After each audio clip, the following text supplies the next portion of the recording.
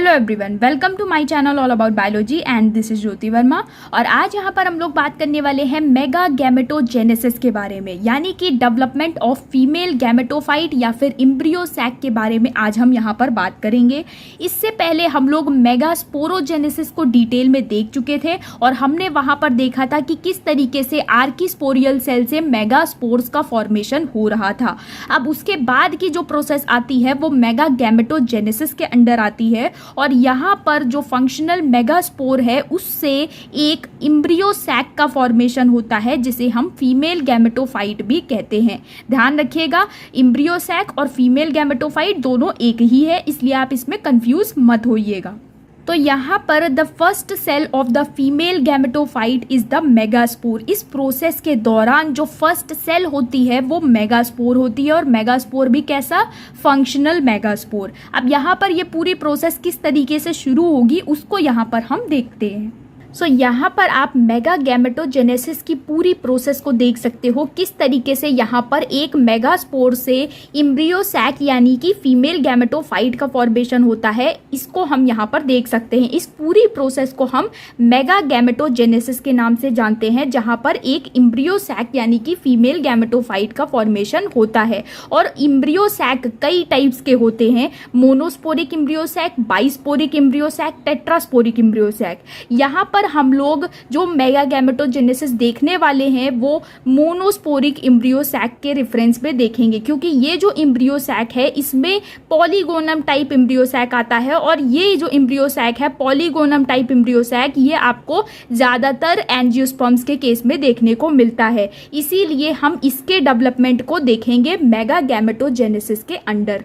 तो यहाँ पर होता क्या है, मोनोस्पोरिक एम्ब्रियो सैक में क्या होता है, जो 4 मेगास्पोर्स बने थे पीछे मेगास्पोरोजेनेसिस के दौरान, 4 मेगास्पोर्स में से 3 मेगास्पोर्स डीजेनरेट हो जाते हैं और 1 मेगास्पोर फंक्शनल बचता है। तो वो जो फंक्शनल मेगास्पोर है उससे यहाँ पर एम्ब्रियो सैक का फॉर्मेशन होता है। इसलिए इस टाइप के एम्ब्रियो सैक को हम मोनोस्पोरिक एम्ब्रियो सैक के नाम से जानते हैं। और इसके अलावा जो बाकी के एम्ब्रियो सैक के टाइप्स हैं उनको हम सेपरेट वीडियो में डिटेल में डिस्कस करेंगे। तो यहाँ पर हम मोनोस्पोरिक एम्ब्रियो सैक के डेवलपमेंट को देख लेते हैं। यहाँ पर पूरी प्रोसेस किस तरीके से होती है इसको हम पॉइंट वाइज देख लेते हैं। तो हमारा फर्स्ट पॉइंट है, the megaspore increases in size and obtains nutrition from the nucellus. जैसा कि हमने आपको बताया था कि जो ओव्यूल है उसमें बहुत सारे सेल्स प्रेजेंट होते हैं जिन्हें हम कहते हैं न्यूसेलस, जो कि डेवलपिंग मेगास्पोर को न्यूट्रिशन प्रोवाइड करने का काम करते हैं। तो यहाँ पर मेगास्पोर साइज में बड़ा हो जाता है क्योंकि वो न्यूसेलस से न्यूट्रिशन ऑब्टेन करता है और जैसे जैसे डेवलपमेंट आगे की तरफ बढ़ता है ये न्यूसेलस धीरे धीरे खत्म होता जाता है, क्योंकि इसका मेन फंक्शन न्यूट्रिशन प्रोवाइड करना ही होता है।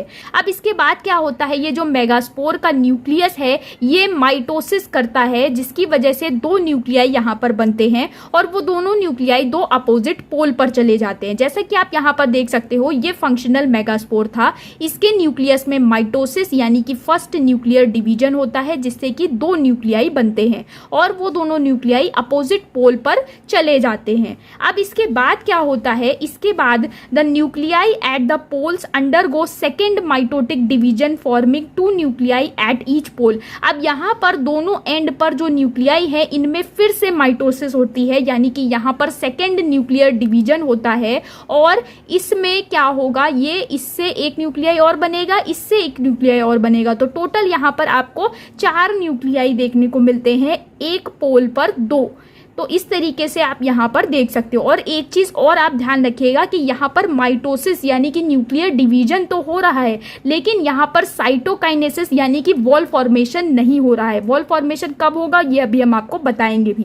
इसके बाद क्या होता है, यहाँ पर एक थर्ड न्यूक्लियर डिवीजन होता है, यानी कि तीसरी बार यहाँ पर माइटोसिस की प्रोसेस होती है, जिसकी वजह से आपको यहाँ पर देखने को मिलते हैं 4-4 न्यूक्लियाई, हर पोल पर 4-4 न्यूक्लियाई आपको देखने को मिलते हैं। टोटल यहाँ पर 8 न्यूक्लियाई आ चुके हैं। अब इसके बाद क्या होता है, यहाँ पर न्यूक्लियस की शिफ्टिंग होती है, यानी कि जो न्यूक्लियस है हर पोल से एक एक न्यूक्लियस यहाँ पर शिफ्ट करता है, यानी कि इस एंड से एक न्यूक्लियाई शिफ्ट करके सेंटर की तरफ आएगा और इस एंड से एक न्यूक्लियाई शिफ्ट कर सेंटर की तरफ आता है।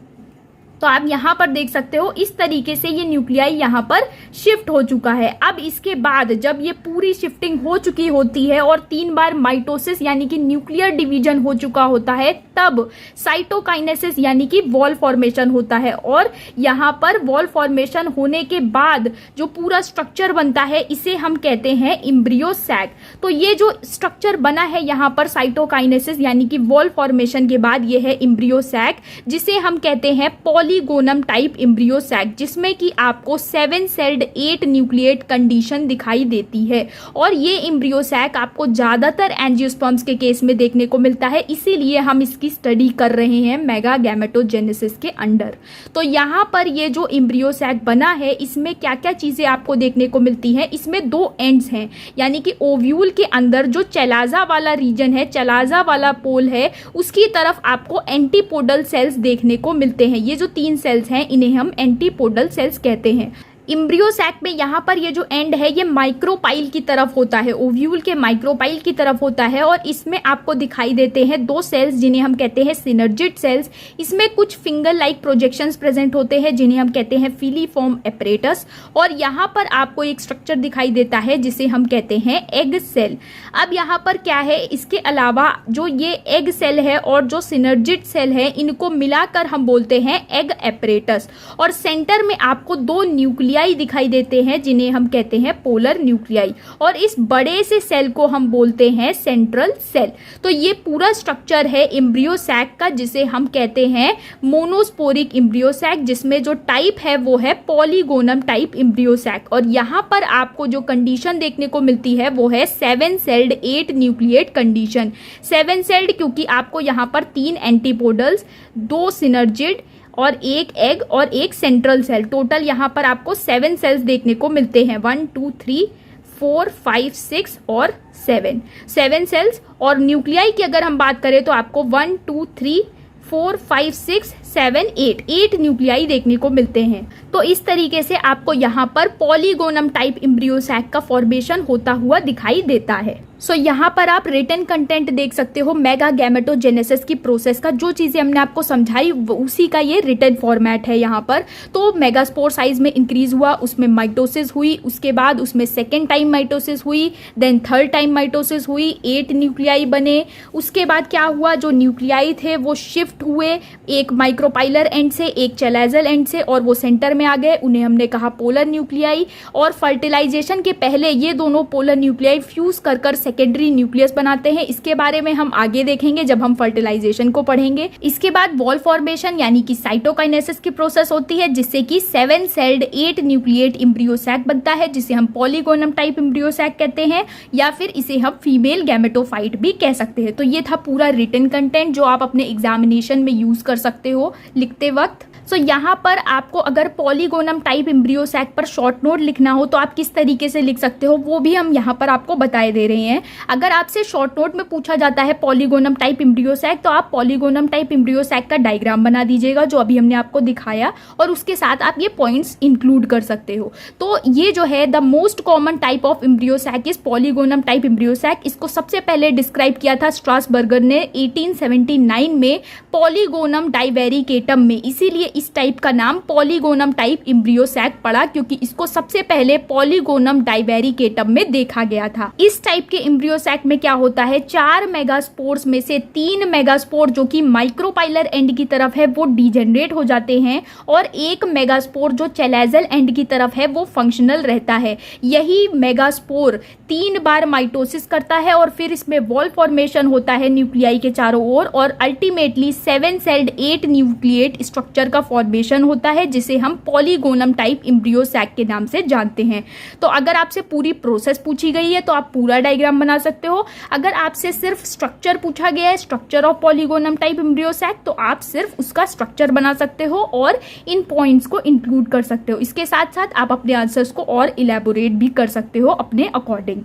सो इस तरीके से हमने आज यहाँ पर मेगा गैमेटोजेनेसिस यानी कि डेवलपमेंट ऑफ फीमेल गैमेटोफाइट या फिर एम्ब्रियो सैक के फॉर्मेशन को पूरा डिटेल में देखा, और आगे चलकर हम लोग इस एम्ब्रियो सैक के स्ट्रक्चर को भी और डिटेल में देखेंगे। इसमें जो स्ट्रक्चर्स प्रेजेंट हैं उनके क्या क्या फंक्शंस होते हैं उनको देखेंगे, टाइप्स ऑफ एम्ब्रियो सैक्स को देखेंगे, और अभी बहुत सारे टॉपिक्स हैं जो हमें कवर करने हैं, तो वो हम आगे की सीरीज में कवर करेंगे। सो आज के लिए इतना ही। अगर आपको वीडियो पसंद आए तो चैनल को सब्सक्राइब करिए, लाइक करिए, शेयर करिए। Thank you so much.